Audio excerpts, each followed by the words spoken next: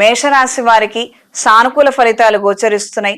వృత్తి వ్యాపార సంబంధమైన విషయాలలో అనుకూలమైనటువంటి ఫలితాలని అందుకోగలుగుతారు. కొత్త ప్రాజెక్టులతో, చేతి నిండా పనితో మానసిక సంతోషాన్ని, ధైర్యాన్ని కలిగి ఉంటారు. దూర ప్రాంతాల నుండి మంచి శుభవార్తను వినగలుగుతారు. మానసిక ధైర్యాన్ని కలిగి ఉంటారు. రాబోయే రోజుల్లో వచ్చే శుభకార్యం గురించి ఎక్కువగా మాట్లాడటం, ఎక్కువగా సంప్రదింపులు చేయటం, పిలుపులు, ఈ యొక్క పరిణామాలలో జీవితం కొనసాగుతుంది. రొటీన్ జీవితంలో మార్పులు ఏర్పడే విధంగా పరిస్థితులు గోచరిస్తున్నాయి.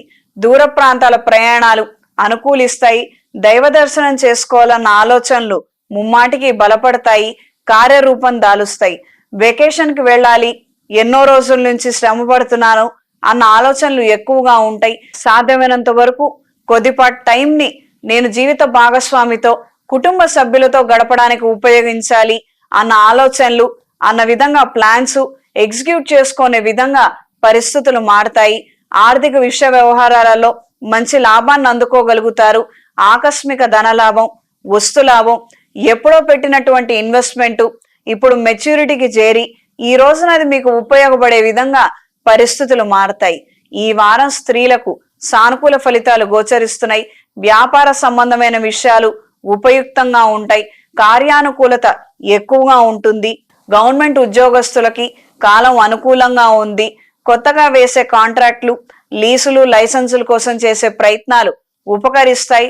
ఒకానొక స్థలాన్ని లీజుకు తీసుకొని వ్యాపారం మొదలు పెట్టాలన్న ఆలోచనలు ఎక్కువగా ఏర్పడతాయి. కార్యానుకూలత కోసం 10 మందితో కలిసి చేయాలన్న ఆలోచనలు, 10 మంది ద్వారా చేయించుకోవాల్సినటువంటి కార్యక్రమాలు ప్రయోజనకరంగా మారతాయి.